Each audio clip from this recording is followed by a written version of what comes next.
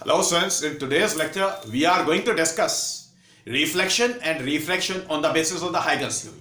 तो सबसे पहले बेटा हम रिफ्रैक्शन करेंगे और रिफ्रैक्शन हाइगन्स थ्योरी से एक्सप्लेन करेंगे. तो ध्यान से समझें, हाइगन्स थ्योरी का बेसिक याद रखें कि बेटा प्राइमरी वेवफ्रंट पे जितने भी पॉइंट्स हैं, हम जनरली दो पॉइंट्स कंसिडर करते हैं. प्राइमरी वेवफ्रंट पर जो दो पॉइंट्स होंगे उनसे डिस्टर्बेंस लाइट की फॉर्म में निकलेगी at the same time t equals to 0. पहली बात समझ आ गई. अब बेटा दोनों पॉइंट से जो लाइट निकलेगी उसका प्रोपेगेशन होगा given time t equals to t पर, मतलब स्मॉल t टाइम इंटरवल के लिए लाइट को प्रोपेगेट कराएंगे.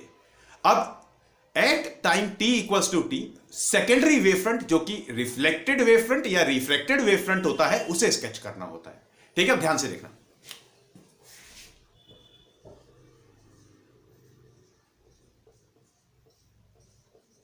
Refraction on the basis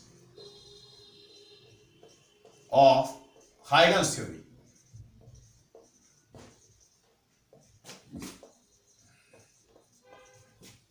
बड़े ध्यान से देखिए बेटा, देखिए ध्यान से देखिए. लेट अस सपोज से इट इज द मिरर से M1 M2 got it students. और इस प्लेन मिरर के ऊपर बेटा एक प्लेन वेवफ्रंट हम डालेंगे. तो प्लेन वेवफ्रंट के लिए हम बोलेंगे स्टूडेंट्स कि paraxial rays they are incident on the mirror, क्योंकि प्लेन वेवफ्रंट की बात है. तो बेटा प्लेन वेवफ्रंट क्या हो जाएगा? Plane wavefront perpendicular to these light rays होगा. तो बेटा ये जो ए बी वेवफ्रंट हो गया ए बी, और ये हो गई लाइट रेज. क्लियर हो गई बात? तो बेटा प्लेन वेवफ्रंट ए बी पर ध्यान से देखिए, ये पॉइंट बी मार्क किया और ये वाला पॉइंट ए मार्क किया. तो at time t equals to 0 पर बी पॉइंट से लाइट निकलती है और मिरर पर सी पॉइंट पे पहुंचती है at time t equals to t. तो बेटा बी से लाइट या एनर्जी या डिस्टर्बेंस जो कि लाइट की फॉर्म में है वो ओरिजिनेट हो रही है और मिरर पर सी पॉइंट पर पहुंच रही है t टाइम पर. तो स्टूडेंट्स बी से सी तक लाइट आने में जो टाइम लगा that is small t. Simple सी बात समझ आ गई. अब ध्यान से दोबारा देखिए. अब बेटा पॉइंट ए से भी at time t equals to 0 पर स्वेंस डिस्टर्बेंस निकलेगी जो कि लाइट की फॉर्म में होगी, और ये जो ए से डिस्टर्बेंस निकली है ये मिरर के ऊपर प्रोपेगेट करेगी. बात समझ आ गई? इतना काम क्लियर है? अब बात है कि सेम टाइम के लिए प्रोपेगेट करेगी. बी से निकलती है डिस्टर्बेंस, टी टाइम के लिए प्रोपेगेट करती है, सी पॉइंट पे पहुंचेगी मिरर पर. अब ए से जो डिस्टर्बेंस निकलेगी at the same time t equals to 0 वो भी प्रोपेगेट करेगी above the mirror for the same time interval. बस हाइगन्स थ्योरी में याद रखना, प्राइमरी वेवफ्रंट से सेम टाइम पे डिस्टर्बेंस निकलेगी और वो सेम टाइम इंटरवल के लिए प्रोपेगेट करेगी. अब मान लेते हैं स्टूडेंट्स कि बेटा v is the speed of light और लाइट का प्रोपेगेशन हुआ टाइम t इंटरवल में. तो बेटा स्पीड इनटू टाइम, ये डिस्टेंस कवर्ड हो गया. अब पॉइंट ए को सेंटर लेकर के और इस डिस्टेंस को रेडियस लेंगे, एक आर्क हम ड्रॉ कर लेंगे. तो ये जो आर्क होगी ये सेकेंडरी वेवलेट होगा. अब बेटा सी पॉइंट से हम टेंजेंट ड्रॉ करेंगे to that drawn arc. Clear? तो जो टेंजेंट हम ड्रॉ करेंगे that will be the reflected wavefront. बात समझ आ गई? अब देखिए, तो पहले हम फिगर कंप्लीट कर लेते हैं.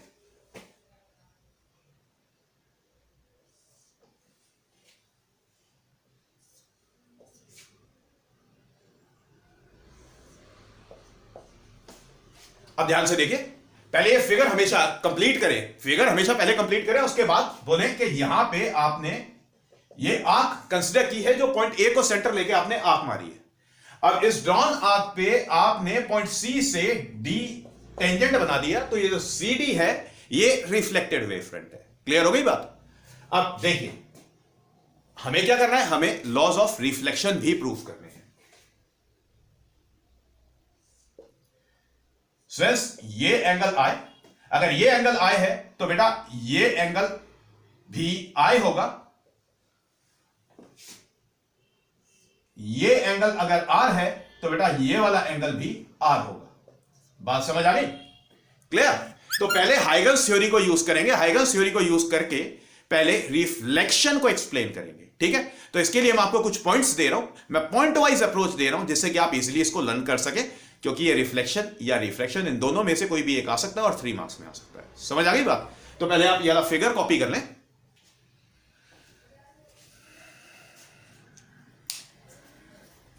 Yes so done. अब बेटा पहले लिखे reflection on the basis of Huygens theory. तो मैं पॉइंट्स में दूंगा, पॉइंट नंबर डाल के दूंगा, ठीक है? तो बेटा first point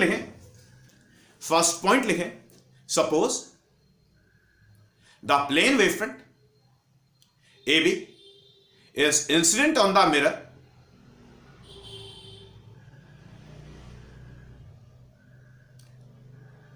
full stop। Next line में लिखें at time t equals to 0, ये सेकेंड पॉइंट है, at time t equals to 0 the disturbance in the form of light originates from the point B and arrives at the point C on the mirror at time t equals to small t, full stop। अब बेटा third point लिखें the distance BC covered by light in time interval small t is given by, so इसको लिखें BC is equals to V multiplied with T, BC equals to V multiplied with T, where V is the speed of light in air। Okay अब बेटा next point लिखें, number डाल के लिख लें at time t equals to 0 the disturbance in the form of light also originates from the point A and propagates with the same speed v for the same time interval small t above the mirror, full stop। next line में next point लिखें taking v into t as radius and the point A as center, the arc is drawn above the mirror, full stop। next point लिखें the tangent from the point C to this drawn arc is the reflected wavefront, full stop। continuation में लिखें so CD is the drawn tangent and it is the reflected wavefront। तो since ये Huygens theory को use किया, समझ आ गई बात? Same time t equals to 0 पे डिस्टर्बेंस लाइट की फॉर्म में ओरिजिनेट हुई है, B से भी निकली है, A से भी निकली है और same time interval small t के लिए प्रोपेगेट कर रही है। क्लियर? तो हाइगन्स थ्योरी, हाइगन्स पोस्टुलेट्स को ऐसे यूज किया जाता है। समझ आ गई बात? अब हमें करना है, हम लॉज ऑफ रिफ्लेक्शन को प्रूफ करेंगे। तो स्टूडेंट्स नेक्स्ट लाइन में लिखें आप proof for laws of reflection।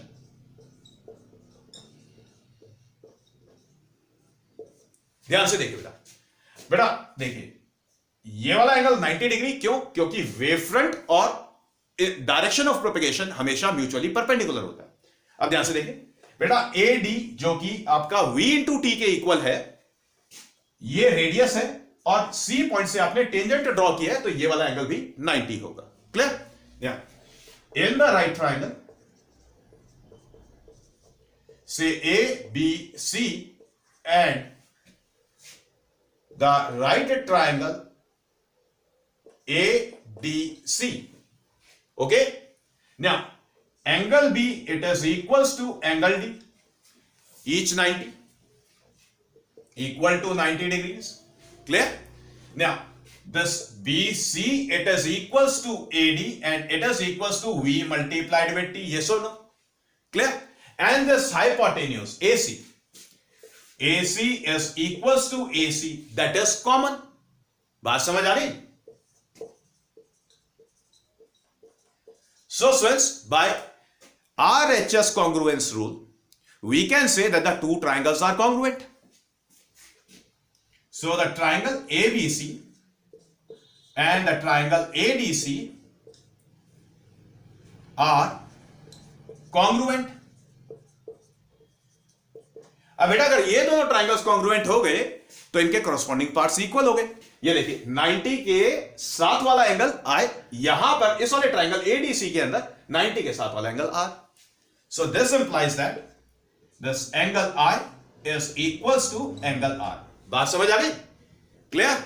तो ये फर्स्ट लॉ ऑफ रिफ्लेक्शन है. सेकेंड लॉ ऑफ रिफ्लेक्शन में आप फिगर में बोलेंगे फ्रॉम द फिगर, लिखें from the figure the incident rays, the reflected rays and the normal lies in the same plane. Got it since? तो ये हो गया बेटा हमारा हाइगन्स थ्योरी को यूज करके पहले रिफ्लेक्शन को एक्सप्लेन किया और फिर हमने लॉज ऑफ रिफ्लेक्शन को प्रूव किया. क्लियर हो गई बात? अब ध्यान से मेरी बात सुने. अब हम करेंगे refraction from the Huygens theory या फिर रिफ्लेक्शन यूजिंग हाइगन्स पोस्टुलेट्स. तो स्टूडेंट्स आप ये कैलकुलेशन एक बार कॉपी कर लें.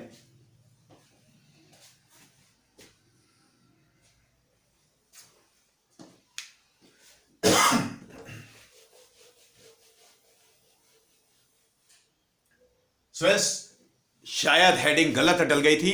ये रिफ्लेक्शन नहीं रिफ्लेक्शन है. इसको रिफ्लेक्शन कर लें. ये रिफ्लेक्शन था, रिफ्लेक्शन है. जल्दी में वो गलती से रिफ्रैक्शन लिखा गया है. ओके, तो अब हम करेंगे बेटा refraction.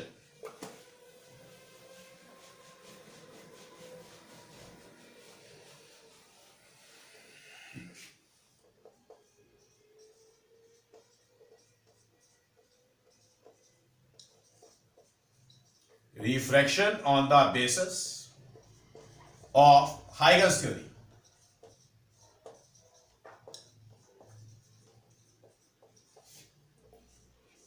Refraction on the basis of Huygens theory. Refraction में स्टूडेंट्स लाइट एक मीडियम से दूसरे मीडियम में जाती है. क्लियर? अब ध्यान से देखिए. Let us suppose say this is the interface and the medium one is the rarer medium. बेटा medium one rarer medium है और मीडियम टू डेंसर मीडियम है. बात समझ आ गई? ओके, अब ध्यान से देखिए फिर से बेटा. पैरेलैक्सियल रेज इंटरफेस पे स्ट्राइक कर रही हैं, तो मतलब हम बात करेंगे प्लेन वेव फ्रंट की. We are going to say that A B is the plane wave front which is incident on the interface at time t equals to 0. समझ आ गई बात? अब यहां से देखिए बेटा, बी पॉइंट से मान लेते हैं at time t equals to 0 disturbance जो कि लाइट की फॉर्म में निकलती है. मान लेते हैं कि सी पॉइंट तक पहुंचती है at time t equals to t. बात समझ आ गई? तो बेटा बी से जो लाइट निकल के सी तक पहुंची है t टाइम इंटरवल के अंदर, तो डिस्टेंस जो बीसी कवर हुआ it will be v1 multiplied with small t. तो ये v1 क्या हो गया? v1 स्पीड ऑफ लाइट हो गया in the rarer medium. Rarer medium बेटा, रेयरर मीडियम के अंदर जो स्पीड है दैट इज से v1. समझ आ गई बात? अब ध्यान से दोबारा देखें. तो अब क्या होगा बेटा, at time t equals to 0 पर ए से भी डिस्टर्बेंस निकलेगी जो कि लाइट की फॉर्म में है और वो डेंसर मीडियम के अंदर प्रोपेगेट करेगी for the same time interval small t. अब बेटा क्योंकि डेंसर मीडियम है तो स्पीड तो रेयर मीडियम से अलग होगी. क्लियर? अब मान लेते हैं बेटा कि v2 is the speed of light in the rare in the denser medium. तो बेटा अगर हम इसको टाइम इंटरवल से मल्टीप्लाई करते हैं तो ये v2 into t, it will be the distance covered by light originating from the point A in the denser medium.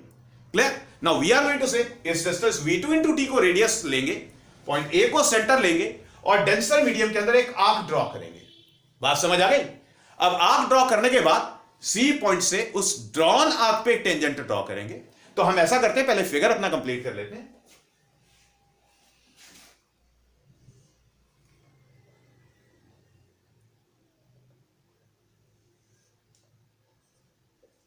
Now this angle is I, the angle of incidence. तो बेटा पहले ये light रे mark कर लेना और C point से एक लाइन ड्रॉ करना जो कि टेंजेंट हो, मतलब C पॉइंट से लाइन ड्रॉ करना जो कि इस रे पर परपेंडिकुलर दिखाई दे. अब बोलना स्टूडेंट्स कि आपने ये आर्क ड्रॉ किया था, तो बोलना यह है कि आर्क पहले ड्रॉ किया, टेंजेंट बाद में मारा है। लेकिन फिगर कंप्लीट हमेशा ऐसे करें कि पहले ये लाइन परपेंडिकुलर मार ले लाइट रे पे, उसके बाद आर्क मार्क करें। और ये डिस्टेंस, ये वाला जो पॉइंट हो गया, ये हो गया डी, कैपिटल डी। सिंस ये वाला एंगल हो जाएगा, ये वाला एंगल हो जाएगा small r, angle of refraction. अब ध्यान से देखिए बेटा, अगर ये वाला एंगल आई हो गया, अगर ये वाला एंगल आई हो गया, तो सिंस ये वाला एंगल आई हो गया। क्लियर? अब अगर ये वाला एंगल आर हो गया, तो सिंस ये वाला एंगल आर हो गया। बात समझ आ गई? Distance BC v1 into t, v1 speed of light है इन द रेयर मीडियम, और distance AT it will be equal to v2 into t, v2 is the speed of light in the denser medium. Clear? तो आपको Huygens postulates कैसे use किए हैं ये समझ आ गया। अब ऐसा करते हैं, समझ आना अलग होता है क्योंकि आपको तो लर्न करके एग्जाम में लिख के आना है, तो मैं आपको हाइगन्स थ्योरी पॉइंट्स में दे रहा हूं फिर से। ठीक है? इन्हीं पॉइंट्स को इसी सीक्वेंस में लर्न करना, मैंने रिफ्लेक्शन में भी दिया है, अभी भी दूंगा। लर्न करना 6 या 7 पॉइंट होंगे और एग्जाम में लिख के आना। ठीक है? तो स्टार्ट करते हैं। Reflection on the basis of Huygens theory, underline करें। नेक्स्ट लाइन में फर्स्ट पॉइंट करके लिखें। Suppose the plane wavefront AB is incident on the interface separating the rarer medium from the denser medium. Full stop. Second point लिखें। At time t equals to 0, the disturbance in the form of light originates from the point B on the incident wavefront and arrives at the point C on the interface at time t equals to small t. Full stop. Next line में लिखें, next point, let v1 be the speed of light, let v1 be the speed of light in the rarer medium, so the distance BC is given by, ऐसे लिखे बेटा, ये लिखें BC equals to V1 multiplied with T, BC equals to V1 multiplied with T। बात समझ आ गई? Full stop लगा लें, नेक्स्ट पॉइंट लिखें। At time t equals to 0, the disturbance in the form of light also originates from the point A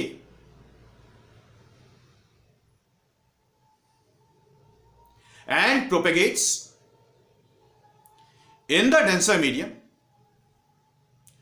for the time interval small t with the speed v2। Full stop।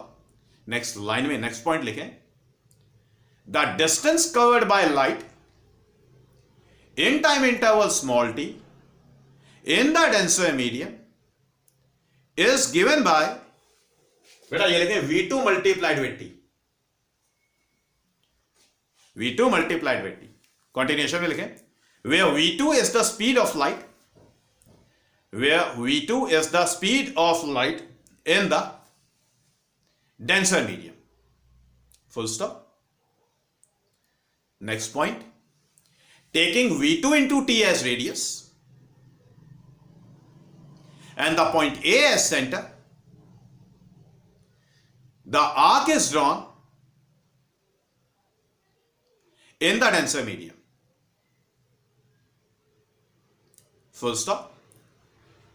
Next point लिखें, the tangent is drawn from the point C to this drawn arc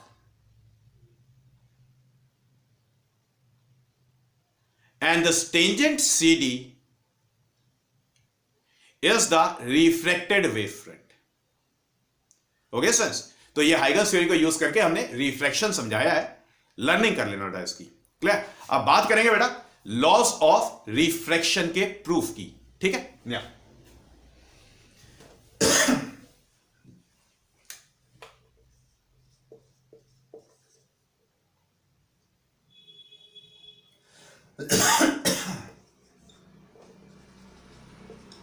proof of laws of refraction.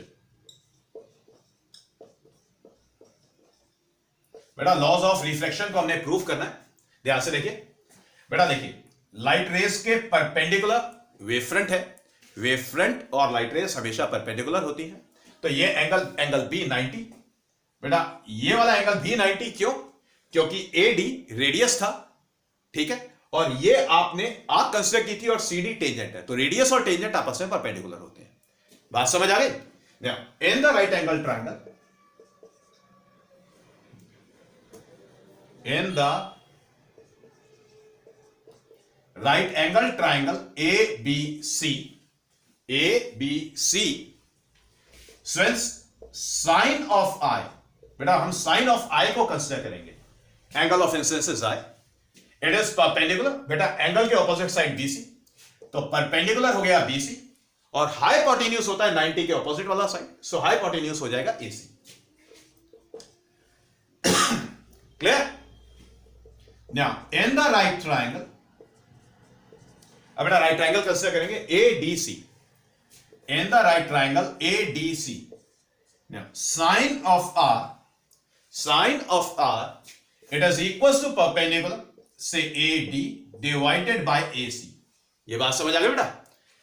तो अब क्या करेंगे? अब हम करेंगे sin of I divided by sin of R, it is equals to BC divided by AC multiplied with AC divided by AD। बात समझ आ गई? अब आप AC से AC को करें cancel, so the sine of I divided by sine of R it is equals to BC divided by AD। Clear? अब बेटा BC किसके इक्वल है? BC V1 इंटू T के इक्वल है।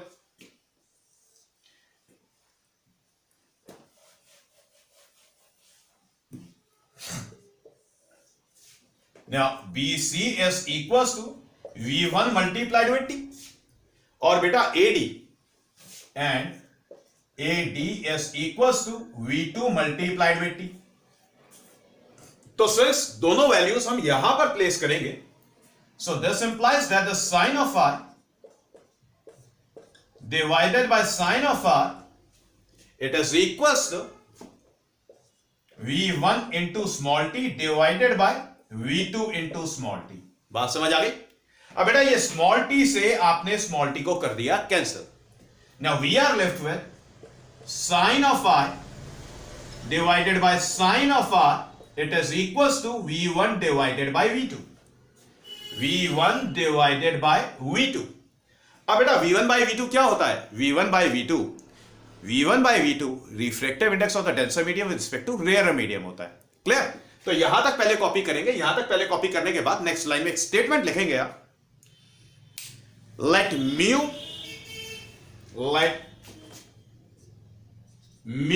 be the refractive index of the denser medium with respect to the rarer medium। So since this mu is equals to V1 divided by V2, mu is equals to V1 by V2। Now this implies that the sine of I divided by sine of R it is equals to mu। तो बेटा ये हमने first law of refraction को prove किया है। Clear? अब बेटा refraction का सेकंड लॉ भी होता है। सेकंड लॉ फिगर से देखिए, इंसिडेंट रेज और रिफ्रैक्टेड रेज, क्लियर, और जो नॉर्मल है they lies in the same plane. तो ये बात आपने लिखनी है। इसे कंप्लीट करने के बाद लिखें आप, फ्रॉम द फिगर अंडरलाइन कर लें, the incident rays comma the refracted rays and the normal they lies in the same plane। तो बेटा ये रिफ्लेक्शन और रिफ्रैक्शन हाइगन्स थ्योरी से हमने प्रूव कर लिया। तो आप एक बार ये कैलकुलेशन पूरी कॉपी कर लें।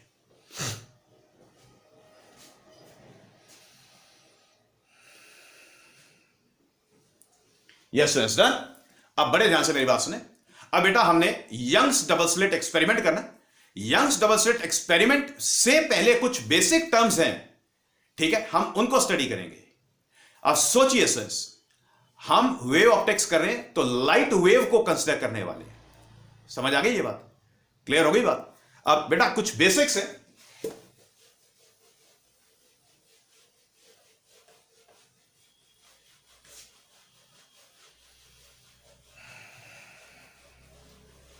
तो सबसे पहला जो बेसिक है बेटा, सबसे पहला जो बेसिक है that is coherent sources.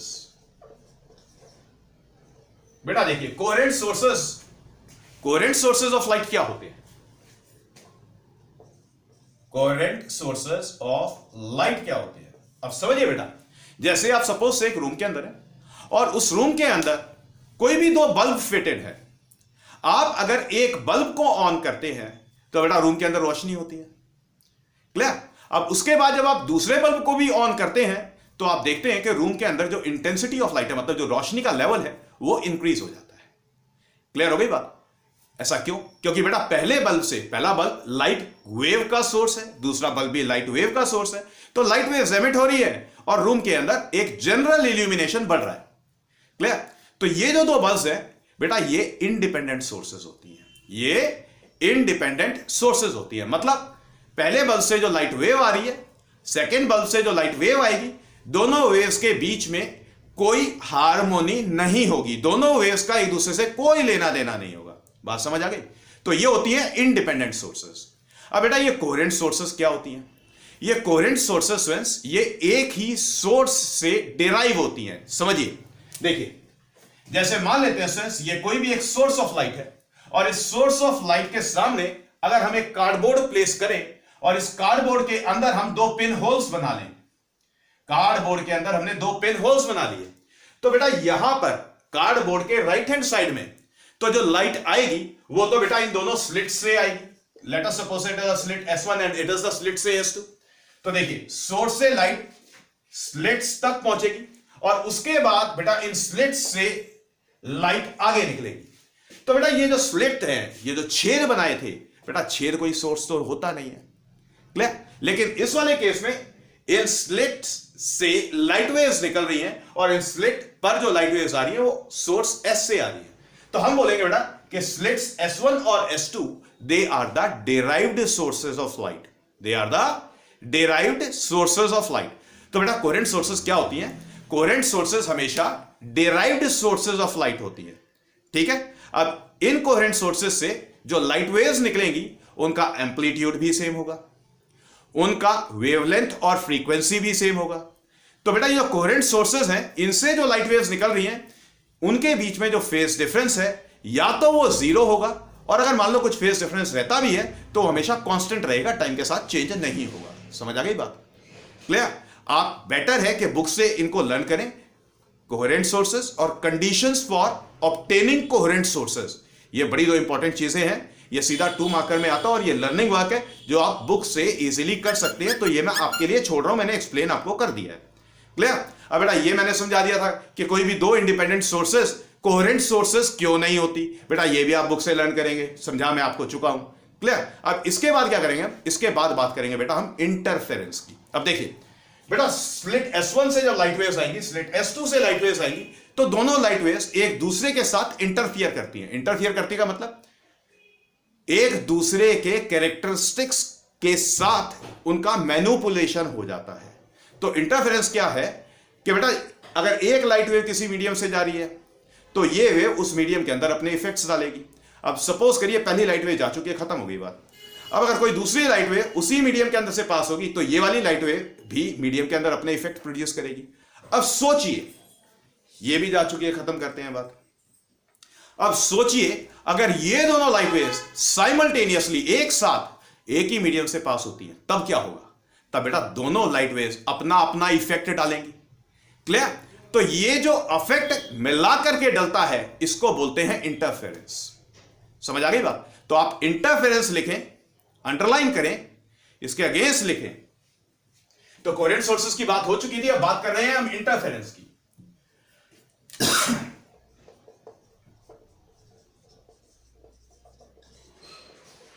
Interference, इसके अगेंस्ट लिखें, it is the phenomena of redistribution of light energy when the two waves simultaneously passing through the medium superimposes with each other. Superimposes with each other. बात समझ आ गई बेटा? अब ये जो इंटरफेरेंस होता है बेटा, ये दो तरीके का होता है. एक होता है कंस्ट्रक्टिव इंटरफेरेंस और एक होता है डिस्ट्रक्टिव इंटरफेरेंस. क्लियर? अभी मैंने आपको बताया था इंटरफेरेंस में क्या होगा कि दोनों वेव्स अपना अपना इफेक्ट डालेंगी और इस इफेक्ट का मैनिपुलेशन होता है. तो स्टूडेंट्स अब ध्यान से देखिए कंस्ट्रक्टिव इंटरफेरेंस कब होता है और डिस्ट्रक्टिव इंटरफेरेंस कब होता है.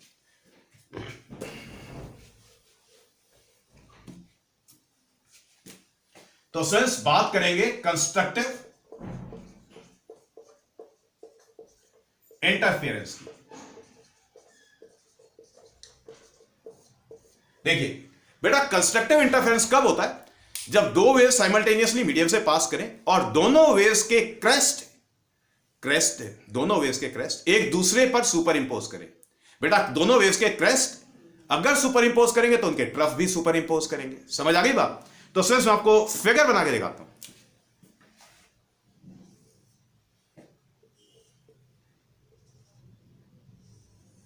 Let us suppose it as the first wave whose amplitude is small, and let us suppose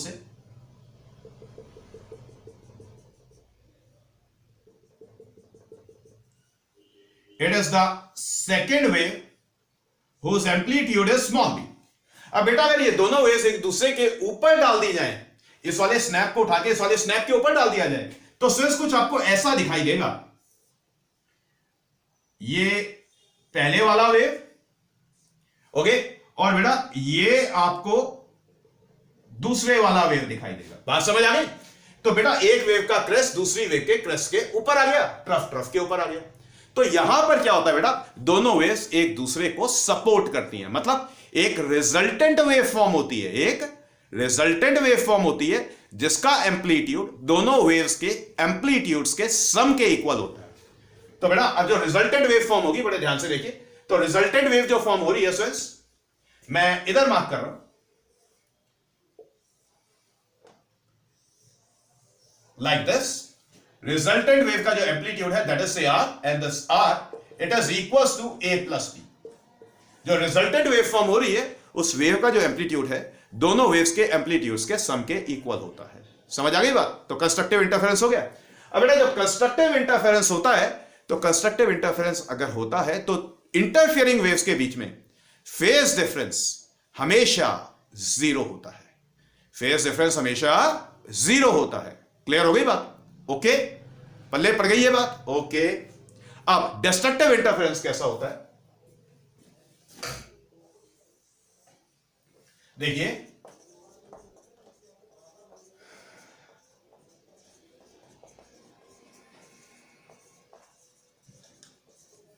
destructive interference की बात करेंगे. डिस्ट्रक्टिव इंटरफेरेंस में बेटा दोनों वेव्स एक दूसरे को ओपोज करती हैं. कैसे?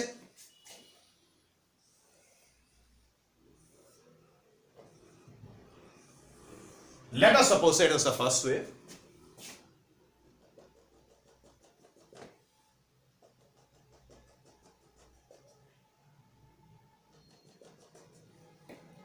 and let us suppose it is the second wave. Okay बेटा फर्स्ट वेव का जो एम्पलीट्यूड है दैट इज स्मॉल ए, और बेटा सेकंड वेव का जो एम्पलीट्यूड है that is suppose small b. अब सोचिए आप सेकंड वाले स्नैप को फर्स्ट वाले स्नैप के ऊपर डालते हैं या फर्स्ट वाले को सेकंड पे डालते हैं, तो बेटा जब इंटरफेरेंस होता है तो बेटा ये फर्स्ट वेव थी और ये सेकेंड वेव. तो आप देखेंगे कि एक वेव का क्रेस्ट दूसरी वेव के ट्रफ के ऊपर आता है. तो दोनों वेव्स एक दूसरे को ओपोज करती हैं. तो ओपोज करती है तो क्या होगा, एक रिजल्टेंट वेव फॉर्म होगी और उस रिजल्टेंट वेव का जो एम्पलीट्यूड होगा दोनों वेव्स के एम्पलीट्यूड्स के डिफरेंस के इक्वल होगा. लेट अस सपोज बेटा ये एक रिजल्टेंट वेव फॉर्म हुई है और इस रिजल्टेंट वेव का जो एम्पलीट्यूड है that is suppose say r. तो बेटा यहां पर जो आर होगा it will be a minus b. मतलब बेटा लार्जर एम्पलीट्यूड से स्मॉलर एम्पलीट्यूड को सब्ट्रैक्ट करना है. समझ आ गई बात? क्लियर? अब आप जल्दी जल्दी से मैं कुछ लिखवा देता हूं. आप ये कॉपी करना कंस्ट्रक्टिव में और डिस्ट्रक्टिव में इसको कॉपी करना, ठीक है। नेक्स्ट लाइन में लिखें कंस्ट्रक्टिव पहले लिखें interference is of two types. First करके लिखें कंस्ट्रक्टिव इंटरफेरेंस, अंडरलाइन कर लें। लिखें the interference between the two light waves is said to be constructive if the crest of one wave superimposes with the crest of the other wave. Got it, sirs? Full stop.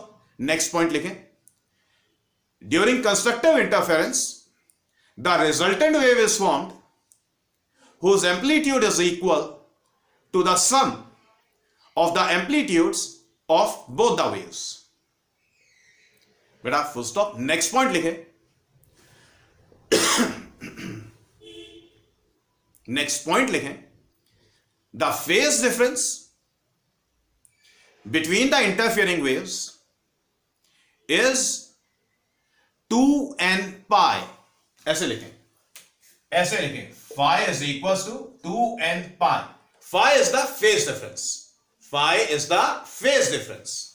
Clear हो गई बात?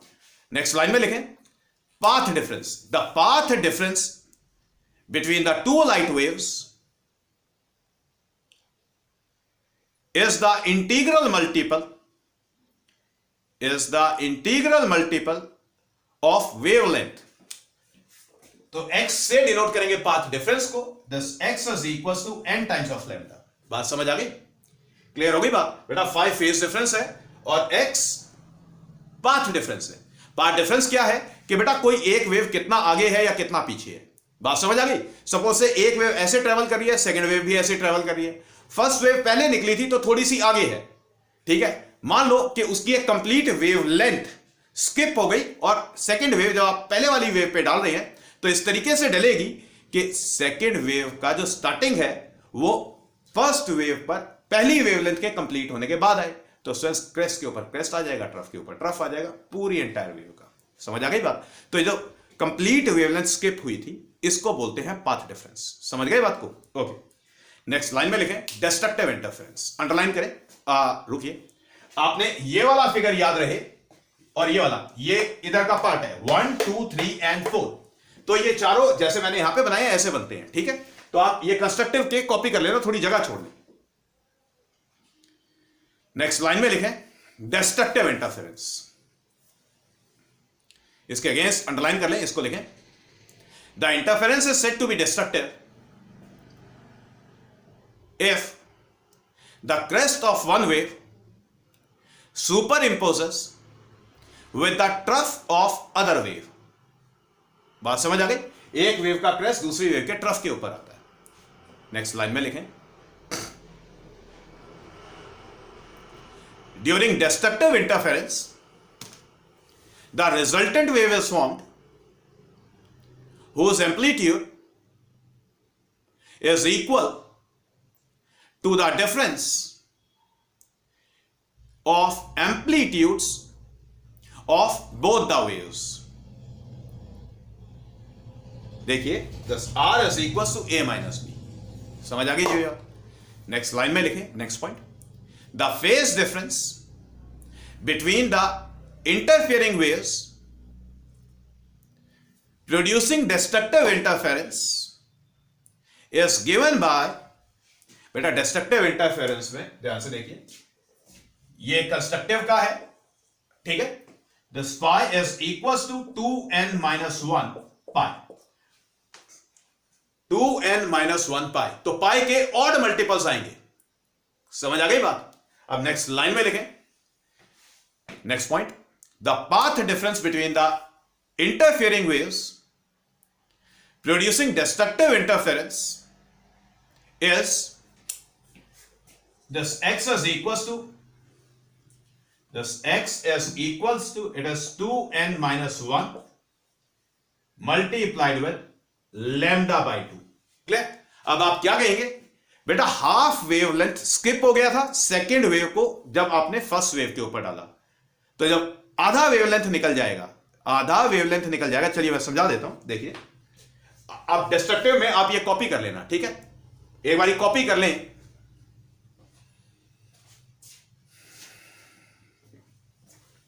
अब ध्यान से देखिए बेटा,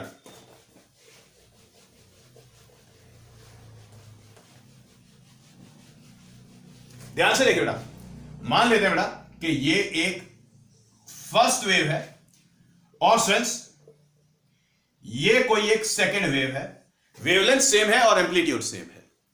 अब बेटा ये पॉइंट ए है, इसको मैंने बोल दिया ए डैश, यहां पे मैं पॉइंट बी मार्क कर रहा हूं, यहां पे मैं पॉइंट सी मार्क कर रहा हूं, यहां पे मैंने पॉइंट डी मार्क कर दिया। अब सेकेंड वाली वेव को फर्स्ट वेव के ऊपर हम डालेंगे, इस तरीके से डालेंगे कि ए डैश और सी आपस में कोइंसाइड करें। तो सर जब ए डैश और सी आपस में कोइंसाइड करेगा तो देखिए ये पॉइंट ए था, ये पॉइंट बी है और ये वाला पॉइंट था सी और ये वाला पॉइंट था डी। क्लियर? अब दोनों वेव्स की वेवलेंथ सेम है, एम्पलीट्यूड को डिफरेंट मान ले तभी तो स्विंग्स ओवरलैपिंग आपको दिखाई देगी। अब ए डैश को डाला आपने सी के ऊपर तो ए डैश आएगा यहां पे, तो बेटा जो सेकंड वेव है वो आपको कुछ इस तरीके से दिखाई देगी। क्लियर? अब आप ध्यान से देखें, एक वेव का क्रेस्ट दूसरी वेव के क्रेस्ट के ऊपर है, ट्रफ के ऊपर है। क्लियर? ऐसा क्यों हुआ? ऐसा इसलिए हुआ स्टूडेंट्स क्योंकि एक वेवलेंथ कंप्लीटली स्किप हो गई थी। समझ आ गई बात? अब आप सोचिए, हम इस वाले पॉइंट को ई मार्क कर लेते हैं। बेटा यहां से लेके यहां तक ये कंप्लीट वेवलेंथ हो गई। अब यहां सी से लेके ई तक ये भी कंप्लीट वेवलेंथ हो गई। अगर आप ए डैश को मतलब सेकेंड वेव को फर्स्ट वेव पे इस तरीके से डालें कि ए डैश और ई कोइंसाइड करे तो सिर्फ तब भी यही वाला फॉर्मेट आएगा, मतलब क्रेस्ट के ऊपर क्रेस्ट और ट्रफ के ऊपर ट्रफ आएगा। तो सिर्फ यहां पर ध्यान से देखिए, कंप्लीट वेवलेंथ्स जब स्किप होती हैं तो हमेशा कंस्ट्रक्टिव इंटरफेरेंस होता है। समझ गए बात को? ठीक है, अब दोबारा देखिए। अब मान लेते हैं सर, अगर आप, तो ये क्या दे रहा है? ये कंस्ट्रक्टिव इंटरफेरेंस दे रहा है, कंस्ट्रक्टिव इंटरफेरेंस दे रहा है। और सिंस ये था कंप्लीट वेवलेंथ जो स्किप हुआ, ठीक है सिंस, इसको बोलते हैं पाथ डिफरेंस। तो सिंस पाथ डिफरेंस बेसिकली क्या होता है? जब दो वेव्स इंटरफियर हो रही हैं तो दोनों वेव्स के बीच में कितना डिस्टेंस है। अब ये डिस्टेंस अगर लैम्डा का मल्टीपल होता है तो हमेशा कंस्ट्रक्टिव इंटरफेरेंस होता है। क्यों होता है मैंने आपको यहां पे समझा दिया। अब अगर स्टूडेंट्स ये पाथ डिफरेंस बेटा हाफ ऑफ द वेवलेंथ का मल्टीपल होता है, λ/2 का मल्टीपल होता है। देखिए अब स्टूडेंट्स सेकंड स्नैप को हम फर्स्ट स्नैप पे डालते हैं, इस तरीके से डालते हैं कि पॉइंट ए डैश बी के साथ कोइंसाइड करे। तो स्टूडेंट्स अगर ए डैश और बी आपस में कोइंसाइड करते हैं तब क्या होगा? तब रिजल्टेंट वेव फॉर्म होगी। ये देखिए बना लेते हैं, ये देखिए फर्स्ट वेव बेटा ये वाला पॉइंट बी हुआ करता था। अब बी पर पॉइंट बी पर ए डैश को डालेंगे तो ये वाला जो क्रेस्ट है ये आपको यहां पे दिखाई देगा,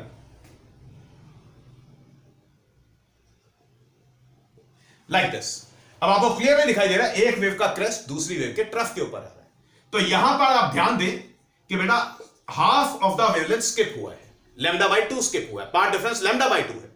इसी तरीके से अगर आपने ए डैश को पॉइंट डी पे डाला होता तब बेटा 3/2 वेवलेंथ स्किप हो गया होता, तब भी डिस्ट्रक्टिव इंटरफेरेंस होता। तो ये डिस्ट्रक्टिव इंटरफेरेंस है।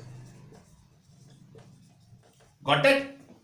ओके, तो आज हम सिर्फ इतना करते हैं। नेक्स्ट लेक्चर के अंदर करेंगे यंग्स डबल स्लिट एक्सपेरिमेंट। आप बुक से पहले एक बारी गो थ्रू करके रखें। इसमें एक मोनोक्रोमेटिक सोर्स होगा, कार्डबोर्ड होगा, कार्डबोर्ड पे 2 स्लिट्स होंगे, ये दोनों स्लिट्स कोहेरेंट सोर्सेस होंगी। सोर्स से लाइट स्लिट्स तक पहुंचेगी, स्लिट्स से लाइट आगे जाएगी, इंटरफियर करेगी और सामने स्क्रीन होगी। तो स्क्रीन के ऊपर हम देखेंगे कि एक पैटर्न फॉर्म हो रहा है of alternate bright and the dark bands. तो बेटा जो ब्राइट बैंड्स फॉर्म हो रहे हैं they are due to the constructive interference of light, और जो डार्क बैंड्स फॉर्म होंगे they are due to the destructive interference of light.